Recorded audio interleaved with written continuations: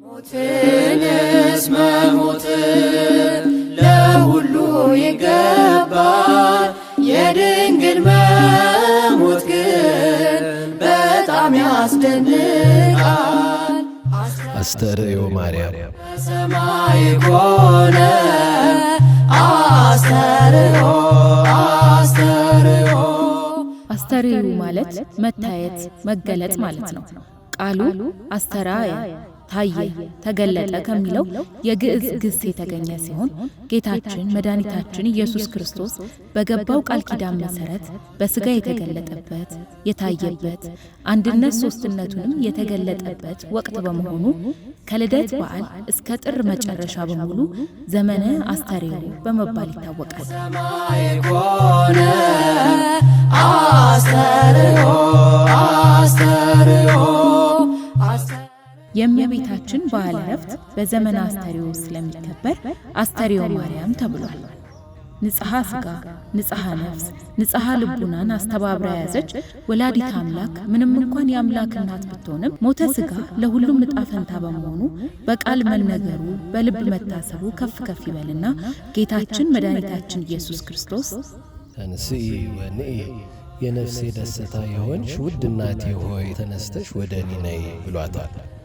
ሞታ ለማርያም የአጽብ ለኩሉ አስተርእዮ በሰማይ ኮነ አስተርእዮ አስተርእዮ።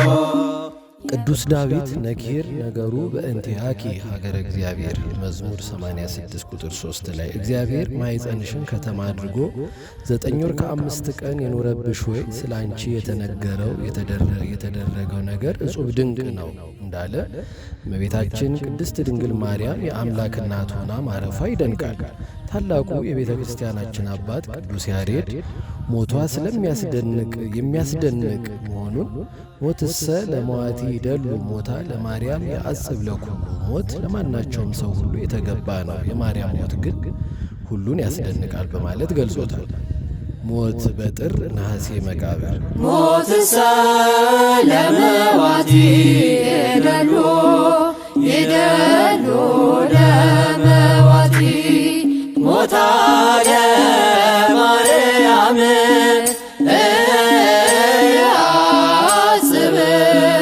ያጽብ ለኩሉ። የእመቤታችን ቅድስት ድንግል ማርያምን ሞትና ትንሣኤ በነገረ ማርያም አበው እንደሚያስረዱት ዕረፍቷ በጥር 21 እሁድ ነው። አባቶቻችን በጾመ ፍልሰታ ውዳሴ ማርያም ቅዳሴ ማርያም ሲተረጉሙ የዕረፍቷን ነገር እንዲህ ብለው ይተርካሉ።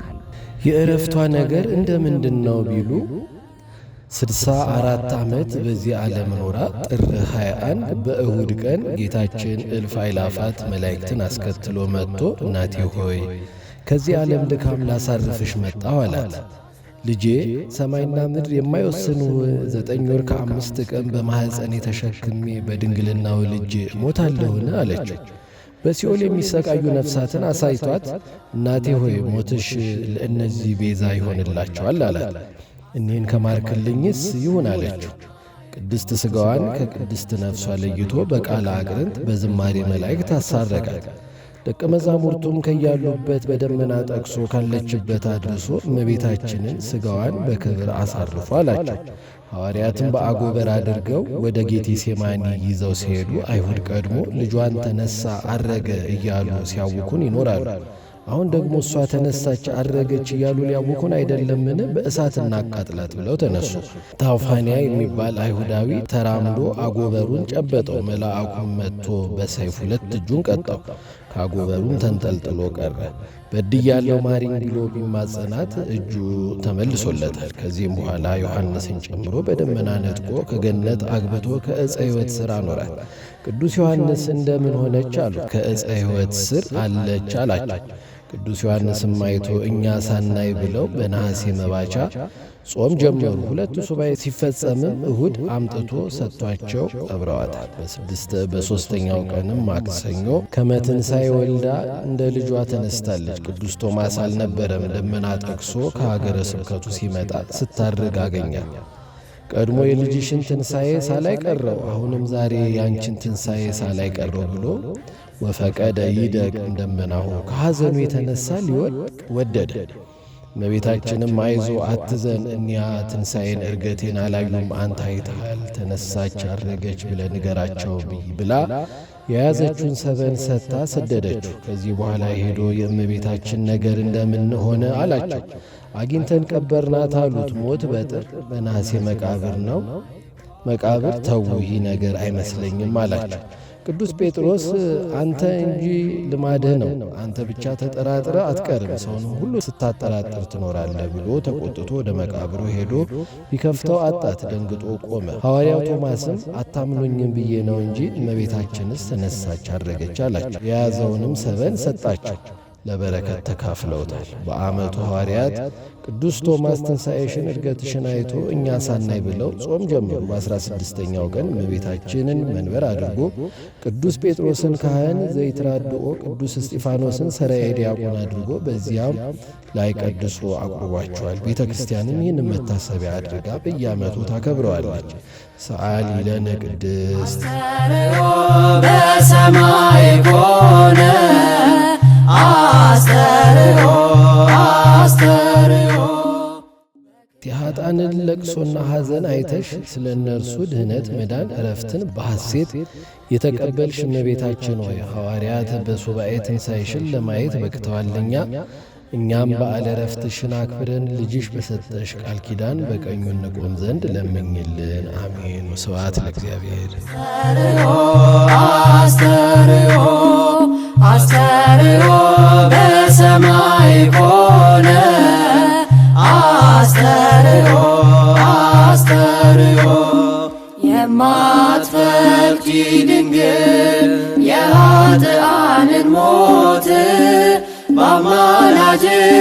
በአማላጅነትሽ ለንስሐ አቆየን ጥቂት። አስተርእዮ በሰማይ ኮነ አስተርእዮ አስተርእዮ አስተርእዮ በሰማይ ኮነ አስተርእዮ አስተርእዮ። የምታምር ሰሎሞን ያለሽ ሥጋሽን ለመልበስ ወልድ መረጠሽ። አስተርእዮ በሰማይ ኮነ አስተርእዮ አስተርእዮ አስተርእዮ በሰማይ ኮነ አስተርእዮ አስተርእዮ።